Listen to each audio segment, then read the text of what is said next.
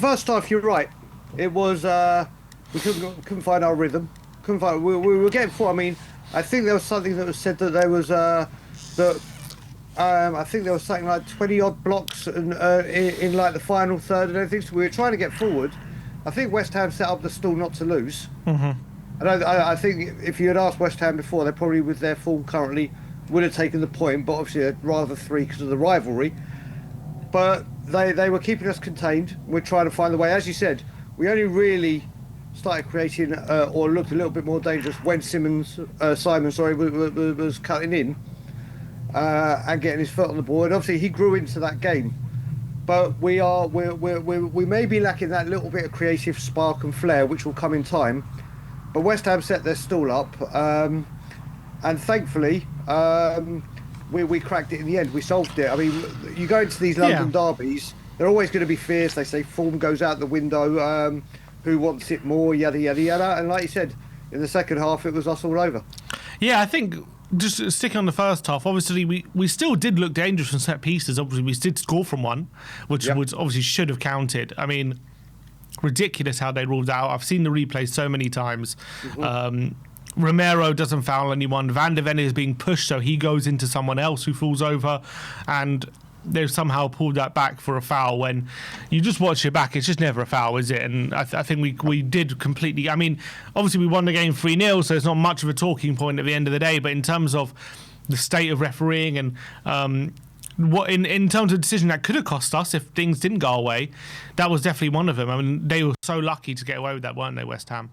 Well, I've got so annoyed. I've got to the point now where I only want VAR for offsides for the semi-automated, and then get rid of it. Semi-automated, goal line technology, done. Because if they gave that as a foul for the goal, which it wasn't, then by the kind of standards of the refereeing, a few minutes later, the same two people, it should have been a penalty.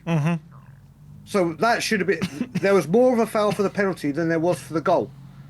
And it's like, how can you call one and then not call the other? So VAR has just got, it's out of hand now, how they're looking into this. Just to play devil's advocate quickly on that, it wasn't VAR that disallowed the goal, it was the referee. The referee, sorry, yeah. And VAR didn't overturn it, but because they wanted to stick with the referee's decision. But I feel like, I mean, it was so blatantly not a foul, in my opinion. Like, they could have easily overturned that. But anyway, you know, they got away with that completely, West Ham. And as you say, we could have had a penalty a few minutes later.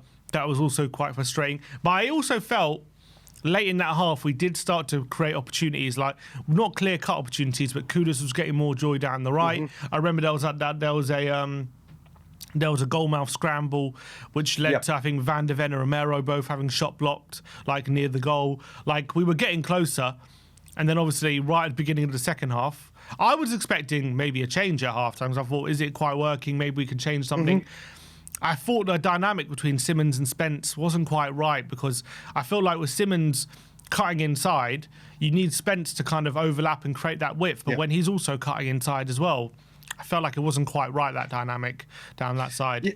Well, you look at it, Sim, there was that one point, I don't know if you remember, when Simmons had cut in and he passed the ball wide where he would have been if he'd been on the left.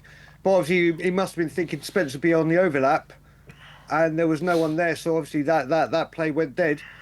Like they both come back off international break on what, Wednesday, Thursday. So they had 2 and it's Simmons' debut, yeah. Exactly. So I think that will grow if we do keep with Spence at left back and not Destiny and Spence on the right. And also if we do keep with Simmons on the left. And that as well, yeah. And I think he's an option to play on the left, but I think ideally I'd love to see him a game at number 10 where he can really heavily influence the game. But like you said, we grew and grew, and there were those goal-mouth scrambles. And again, the set pieces have been, I mean, they were such an issue over previous seasons. And then obviously it worked very, very well with Conte when we had that set piece coach. And now this one comes in, and you can see that the work they're doing is paying off, because the delivery. Yeah. The delivery, it may not be getting on the end of them all the time, but the delivery is right on the money. And we looked dangerous from all of them. It looked like we could score from all those set pieces. Exactly. Even when we didn't, like, we were looking very, very dangerous from pretty much every corner. Every corner, you got that sense like this could be another chance. And that's exactly what you need, and that's really positive. And obviously, that's where the first goal came from. And Yep. it was clearly something that the team worked on because I think after obviously Simons whips it in, Sarri's completely free at the back post. He heads it into the back across the goal and into the back of the net. Brilliant header from him. Brilliantly taken from Simons. But clearly it's something that they worked on because all the coaching team after the game, after the goal, were hugging each other, congratulating each other. And there's also a picture, which we'll go through after, but there's a picture of Sarr and I think, I can't remember who else, but Sarr and a few other players, after the goal, they point to the coach. Not Frank, I think whoever the set piece coach is. They point to the coach on the touchline, basically saying, this was you, like you did that, you made that. So that is obviously really encouraging that they're doing stuff on the training ground when it comes to set pieces. That's paying off big time at the moment. It was just before I talk about the goal. I have to say, not only do we look better on night and day attacking wise, defensively, we look so much more organised. I mean, we used to be at a point where we were saying if set pieces against us in a difficult area, it's like, oh, here we go, it's a goal. Now we're keep the line. We've got that locked down or so far this season. But I was watching Match of the Day yesterday, and like we were saying before we started, how enjoyable was it to be able to sit down and watch Match of the Day again? Ashley Williams, who I think is a really, really good pundit actually, and Shay Given were showing that goal and saying West Ham knew it was an issue in the first half, so you thought they would have sat down and said, right, we've got to change this and mix it up. Well, they didn't, and they paid for it, didn't they? So a very, very deep corner coming in from Xavi Simons, and a fantastic header by Pape Matar to give us the goal. Yeah, and that's obviously was great reward for how dangerous we were looking for set pieces. And obviously, West Ham have struggled to defend set pieces all season, so that was always an avenue where we could get them. And then obviously, 10 minutes later, they get a man sent off with Souček. And obviously we score to make it 2-0. But in terms of the red card, he can't have any complaints, can he? It was a horrible challenge. You can see where Paulinho, his sock, gets absolutely torn to shreds, like near his knee. I think Souček knew as well. You could see in his reaction, he was disappointed in himself. He's lucky the contact wasn't worse because if it was, Paulinho could have been in big trouble. Thankfully, he's okay. But in terms of red card, it doesn't get much clearer than that, does it? No, I mean, first of all, thank God Paulinho had the big shin pads on, not like the Jack Grealish small ones. If it was that, God knows what would have happened. But do you know what? We've given the referee a bit of stick for the decisions. He was in the perfect position to see that immediately, wasn't he? He saw, and the red card was like out immediately. Yeah, no hesitation, It was like literally straight out as he was walking. And as you said, Souček's, as soon as he made the tackle, you could tell by their reactions, and it was completely the right decision. It was an awful tackle. Yeah, and then literally a minute later, we go 2-0 up, and it's game over, isn't it, at that point? Once it's 2-0 and they're down to 10 men, that problem pretty much kills the game. But you have to say, what a goal. What a goal. Reminiscent, I was saying, of that famous Van Persie goal in the World Cup that he scored against Spain. When it was very much, actually, It was quite similar to that goal, and it was just delightful. And obviously, the ping from Mero is fantastic, but the run from Bergvall and the that looped header, it's just it's a goal I've watched time and time again. It's such a great goal and a great finish, and all round team play from Mero to Bergvall is absolutely astonishing. And I don't know how. I mean, I've watched it so many times. I don't know how he gets so much power on it, Bergvall, from such a distance to get the header in from there, just to loop it over the keeper on the stretch as well. It is an absolute phenomenal finish. Well, it is. Well, first of all, you mentioned about the Van Persie goal. What I will say, first thing that gave me is memories of Toby Alderweireld to Dele Alli, that combination that was so profitable for us. Like you said, that header, he's got to generate all of the power from his neck and get the power on the ball because it was a floated pass. But first of all, the pass is magnificent. He sees Bergvall's run, and Bergvall has obviously seen the gap. But for Bergvall to get in that position, realise the keeper's coming out for it, and have the speed of thought process to a looping header, it was a fantastic header because he had to do all the work to generate the power. Fantastic. Because I would say if I had to give Bergvall's attributes, I wouldn't have said heading would come in the top 4 or 5. in the things, and that was a fantastic header. It's funny you say that. I think actually he might be, in terms of like winning aerial duels. I remember last season there was a period where he ranked quite highly when it came to that. So, and it's hard to forget, easy to forget. Sorry, that the guy's only 19. Like, because I know he's been a fixture of our team for quite a while, for the last 6 months, and he plays like a guy well beyond his years. But he's not even 20 yet. The quality in Bergvall is astonishing. Yep. I know it was only his first Premier League goal, funnily enough. But, yeah, I mean, yesterday was another example of what a talent we have on our hands. And we were saying yesterday, when we're picking our midfield like for Tuesday or going forward, it's so hard to think about I mean, it's a great problem to have. But you look at our midfield, like Bentancur, Paulinho, you think, those two have to start. Sarr is in, brilliant form. You add Bergvall into that, who was our starting midfielder last season. You add Xavi Simons, who's obviously a new signing. Gray didn't even make the squad yesterday. How the hell is Frank supposed to... I mean, obviously it's a good problem, so it's not like how does he pick in midfield, because I guess like anyone he picks, you don't mind, but it's like, what do we even have a first choice midfield when you consider all those options and the form they're in? Well, you got to look at this one, and then Kulusevski when he comes back, and Kulusevski and Maddison, yeah. There's still, I mean, Maddison, I think we can forget to, like, obviously, he might make an appearance season, March, April, whatever. But like you said, when we're looking at this midfield, how good is it to have? I mean, Bentancur was on the bench, didn't even get on. He should be raring to go on Tuesday. And you look at it, you keep looking at this now. We were saying in this when we did the predicted lineup, the rotation's going to be key for anything we do this season with the amount of games we're playing. And I think it's wonderful do you know what we've said before? We've had it so long that certain players know they're going to play, whether they're on form or not, because they stick. Well, now this is keeping everyone on their toes. This is going to make everyone train that little bit harder. And as you said, any midfield combination you look at it right now, even, I mean, remember when we started against Burnley, it was Gray, Sarr and Bergvall. Yeah. And people are like, well, what's he doing? People are like, what's he doing? That midfield. And last season and season before, our midfield have looked like Moses parted the Red Sea, and it's straight on our defence. And then you add the solidity that Paulinho has given us, which has allowed the defenders to... One goal conceded because the midfield is in shape. Paulinho is there to be what we've wanted for a long time. And like you said, I don't know who our first choice midfield is. And we still got Basuma. I didn't even remember him. He's still there, still knocking around. Yeah, I don't see him figuring much, though, do I? Well, I can't remember. Was Basuma was omitted from the Champions League team, wasn't he? Yes, Champions League, yes. Yeah. Look, we'll see if he finds a move in the latter stages of I think the Turkish window is up. Closed Friday. Closed Friday, Sim. It closed? It closed on Friday the 12th.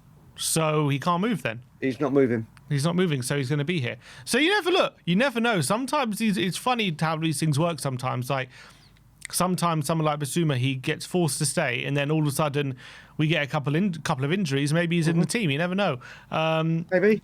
And, I think Frank will like Basuma, to be honest, in a way. I think actually it could be good. But look, it's a different conversation for a different time. Yeah. Well, when we're talking about our midfielders, you know how sometimes, like, I'll put up a predicted lineup and I'll get some comments. In the comments, they'll say, "Oh, you can't drop Sarr. You have to play Sarr in the form he's in. Oh, you have to play this one, that one." We literally have like 5 players who you have to play. Like, you have to play all of them at the moment, and it's really, really great. But it's like, in a weird way, it's good and bad, because the only bad part of it is like whoever doesn't play. Like, if we have a bad game, everyone's going to say, oh, he should have played because he's in great form. How, like, if Sarr gets rested on Tuesday and we lose, everyone's going to say, oh, Sarr's in such great form. How can you not play him? Like, that's like the bad element to it. But obviously it's brilliant that we have all 5 midfielders in such great form, and it just means that whoever Frank picks, you can be confident that they can get the job done. And I think we have such great options in there. That's what I was saying when the window closed. I think on midfield we've got so many brilliant options. Each option I'm excited about, and I think Frank is probably, considering what he had before, he must be absolutely he's like a kid in a candy store when it comes to who he can pick in midfield compared to what he had at Brentford. And I think every combination, apart from obviously the Bournemouth one where it didn't do quite well, I think they performed quite well in that centre. And yeah, it's very, very exciting, those midfield options. Obviously, just to touch on the end of the game, we got referred through Van der Ven with another little good piece of play from Bergvall in the box. And it felt like after 3-0, it was like a friendly match after that. We were just playing the ball around, happy to basically... They were playing for damage limitation. Yep. It wasn't like we stopped going for goals, but it was like we didn't really care if we did get more goals or not. It was like we were happy to play it around the back, and if West Ham weren't going to come and press us, then we're just happy to keep the ball. Apart from probably Kudus, who's the only one who tried his might to get on the score sheet in the latter stages of the game. It's like it reminds me sometimes when you got that kid in the playground who you give the ball to, and he just always is selfish, and he just tries to score all the time. And when there are loads of players wide open, he's like, no, I'm taking the shot, I need to score, and kept screwing up. That kind of was what happened with Kudus. A couple of chances late on, which I thought maybe he was going to score, but didn't happen for him, unfortunately. The last 20 minutes was a bit of a non-event, wasn't it? Well, Joe, before we talk about what it reminded me of with Kudus at the end is, do you remember when we were trying to get Sonny in the goals against Norwich to win the Golden Boot? Yeah. I was just like, give the ball to Sonny, give it to Sonny. That volley that he hit true, but it went, was it over or wide? One of the two. Yeah. But then he had those two chances, and obviously it was a great save for the first one. Great save for the first one. The second one, it just got under his feet. It would have been the cherry on top of the cake, wouldn't it? But the third goal came. Great finish from Van der Ven, by the way. To sweep it in. That's the centre-back. You see it on his right foot as well. If you watch the replay, the way it curled on the ground into the corner, like it was like a striker's finish. It really was. It was a lovely finish. Obviously, we've seen he's got goals like he did against Nottingham. He can pitch in with those goals. And like I said, what I did like about it is at 3-0, like you said, we're kind of job done. Let's not just keep going and go. Let's save our energy. Let's consolidate. Game's done. Let's lock up the back line, and just if we get an opportunity we do it, but there's no need to keep going full steam ahead. Job done. Which is why, like we were saying, I don't think we got out of second gear. I really think that after we got the 3 goals, it was like, right, job done, let's just conserve the energy and move on to the next one, which is exactly what we want to hear. Yeah, and see. For sure, and in that kind of game, I know. Look, as a fan watching the game, I wanted to see Spurs. Let's go embarrass West Ham. Let's get 5. Let's get 6. Let's really take it to them. But at the end of the day, if they're going for damage limitation, there's no point just forcing the issue. When you don't need to. If they've given up, then you might as well just conserve your energy. You've got a big game on Tuesday, which is a very big game, by the way, against Villarreal. They're doing quite well in La Liga. They're 4th in the league at the moment, I can see. And and we need to get off to a winning start at home in the Champions League. That'll be absolutely fantastic. So I think it makes a lot of sense how we approach that last 20 minutes. I don't have a big issue with it. And I just think at the end of the day, it was a good day at the office. It was a fantastic day at the office, I should say. Winning 3-0 away in a London derby, clean sheet, the way it went was phenomenal. What I would say is if I'm looking at it through the lens of we had the Bournemouth game and then we have this game, have we improved? Have we learnt lessons from the Bournemouth game? Is there massive improvements? I would still say the jury's still out on that, only because for the first hour, I would say, before the red card, really, I mean, I don't think it was fantastic. We scored from the set piece, which was +1 up. And then obviously the game, within 1 minute, the game was over. They got a red card and we got the second goal and the game's dead at that point. The game was lost from West Ham's point of view in that 1 minute because they were in the game before that moment. It wasn't like it wasn't like it was all Tottenham. Before that red card, it was, I wouldn't say even, we were the better team, but they were definitely in the game. You wouldn't say, oh, we're definitely winning. I think Bowen had that shot, didn't he, just after 1-0, which Vicario had to save. So I think there's still a lot to work on, for sure. First half was still a bit stodgy. We did grow into it and start to kind of wrestle control, but I still see a few problems in build-up.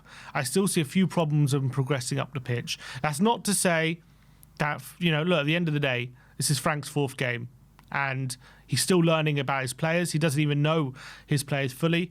Sorry, one. Bless you, sir. Apologies. He's still learning about his players. He's learning what system's best for them. Simons is just made his debut. Mawani hasn't even played yet. You know what? Paulinho's is only his third game for Tottenham, or fourth game. In the Premier League, yeah. So I shouldn't expect him to be perfect. Of course, I'm not expecting to watch Tottenham 4 games under Frank and be this like perfect team. I'm just have to acknowledge that we've had some issues in build-up and progressing the ball. I think even like against Burnley we did, and we had to rely on a bit of some special moments from Kudus to win that game. Bournemouth, we had major struggles and obviously ended up losing that game. And then against West Ham, I still think those struggles are there, albeit set pieces got us over the line, and obviously the red card helped a lot, in my opinion, to just make sure that we won that game comfortably. I don't know if we win that game as comfortably as we do if it wasn't for the red card, is my point. But I think we still probably win it, but I don't know if it's as comfortable as it was. So that's all I'm saying when I acknowledge what I'm saying. I don't think I can sit here and say it was a scintillating performance. We were unbelievable from start to finish, and we took them to the sword, and it was like just this incredible display. And that's not what I saw. But you know, I think the fact that we're not quite there yet, and we're still in a work in progress under Frank, and we're capable of comfortably going to West Ham and winning 3-0 while still in that process, I think is a credit to Frank. I think it is, mate. I really do. So first of all, there's a lot to unpack there. I mean, if I had said to any Spurs fan before the game that we'll win 3-0, playing the way we did, score the goal, whatever, and everything happened, every single Spurs fan was like, I'll take that all day long. I'll take it all day long for obvious reasons. After coming off the Bournemouth game, which Frank got wrong, openly admit that. He admitted it. I don't know if you saw the interview. He admitted, which I love, mate. Joe, I love about him. He takes accountability. Yep, I got it wrong. Blah blah blah. Whatever. He said I watched it back and I got it wrong. That's what he said. Exactly. Which is he'll learn from it. But we went from, I think, what was it, until the 55th or 65th minute, we hadn't even had a shot on goal against Bournemouth. So yesterday, 64% possession, 14 attempts on goal, 5 on target, scored from 3 of them. Like I said, there's still progression work in midfield that needs to improve and get ready. But if you can win games this way and take the 3 points, you're going to take it all day, isn't it? If you can win this convincingly without playing well, just think what we can do when we are playing well. And once Frank does have the full team back, and obviously minus Kulusevski and Madders, who are long-term absentees, then we've got some real options, And remember, this is the first time he played 4-3-3. So he's played 4-2-3-1 twice, and he's gone. No, he hasn't gone back 3. Has he gone back 3 in the league? No, he hasn't. He did it against PSG. PSG is the only time he's done it, isn't it? Yeah, so he's getting the formations locked down, and he'll take something from each one and go, right, maybe if I play a 4-3-3, I need XYZ to come in and do something. But it's just wonderful to see. And 3-0 away at West Ham, I'll have it all day long. I won't have anything negative to say because it's a great performance. We've struggled there recently. Job done. Yeah, no, and I completely agree with that. And people think like, just if I point these things out, it means I'm being like negative against Frank, or I'm not happy with the win and how it transpired. I'm delighted, and I think we deserved the win. I do think 3-0 probably flattered us a bit, but it doesn't matter. We still won, and we won comfortably and deservedly. And we did play well. I thought second half we did play really well, and I thought the way we managed the game when they had 10 men, sometimes those things can be tricky, and we made pretty light work of it, and it was pretty comfortable at that point. And we were 1-0 up anyway, even before they went down to 10 men, so it wasn't like that the 10 men is what won us the game. I just think it helped a lot. But I just all I'm saying is, like, if I'm assessing the performance overall, I just have to be honest and say, yeah, we still have problems progressing the ball, and I think we have had those problems under Frank so far since he's come here. We've made up for it in other facets, which is fantastic. If you can't if you've got struggles with progression and stuff, and you're making up with it in set pieces and all that kind of stuff, that's great. I'm just saying, down the line we can't keep relying on set pieces. You're going to have to you're going to have to fix that issue, and it's only 4 games in. There are going to be issues. We're not going to be a perfect team after 4 games. So, but all I'm saying is that's just what I'm saying. That there's an issue there that still needs to be sorted, and that's fine. Yep. But at the moment, we're making up for it in other avenues, and that's brilliant. And the fact that we've tightened those things up, and the fact as well, defensively, 1 goal conceded after 4 games is fantastic. Defensively, we're in a much better place. Yep. And I think that was probably Frank's number one thing coming in, which is, to be fair, what he said, didn't he? Because, and also what we've heard from a lot of players in pre-season. A lot of the players have been asked about what Frank's training has been like, and he said apparently he's been saying the big focus is been on getting clean sheets. We need to be getting clean sheets and making sure we're tying up that defence. And given where the defence has been over the last couple of years, I think that makes sense. I think coming in and fixing that element of the pitch of the team, and then after that's kind of which seems to be in a much better place, and then you start working on perfecting how you play with the ball in the attack and all that kind of stuff, and that's also going to come. Just like when Ange came in, it was kind of like let's work on getting us playing football, and that's what we saw. Like when he first came in, although kind of we never corrected the defence, but his first clear priority was let's get us playing football and in possession, and that's what we're going to work on initially. Frank's kind of doing the opposite because we need a lot of work on that defence, and he's kind of, all right, let's get that defence worked on first, get that tightened up, and then everything else will come. And I think it's a process, isn't it? He's only been here 2 months, and it's been a brilliant start. Yeah, I mean, what I will say, I'm glad you brought Ange into the equation, because I was going to do it anyway, because I've seen comments when I've done my YouTube clips and you've clipped it up and everything going, well, we beat West Ham, they're relegation fodder, they're crap, they're this. Well, last season, 1 point off Leicester, a loss to Ipswich, Everton, we were losing these games. These games last season, we were losing. Now we're winning them and keeping clean sheets. Like you said, and I agree with you, Sim, when Ange came in, it was going back from Conte ball, and it was the fans wanted more expansive, and Ange definitely delivered that. But like you said, defensively, we're a shambles. Now we've got 1 goal in 4 games. Mm-hmm. It's incredible, and we're winning these games that we should have lost or could have lost last season. And like you said, if you don't concede, you don't lose, do you? And that's true. That's the first part of that's the main aim of football. So I am delighted. Like you said, there's going to be a lot more to come. Look how we're all talking about how Brentford was so aggressive in the beginning of games last season, and how they were scoring early. Well, he'd been there for 4 years. He'd built that team up, so they knew what to do. This is just a start, Thomas Frank. So it's fantastic times ahead. I know it's only 4 games, but we're at the top of the league, not the lower league or lower parts of it. 3 wins, and things are good. Things are very, very good, and we're only going to get stronger.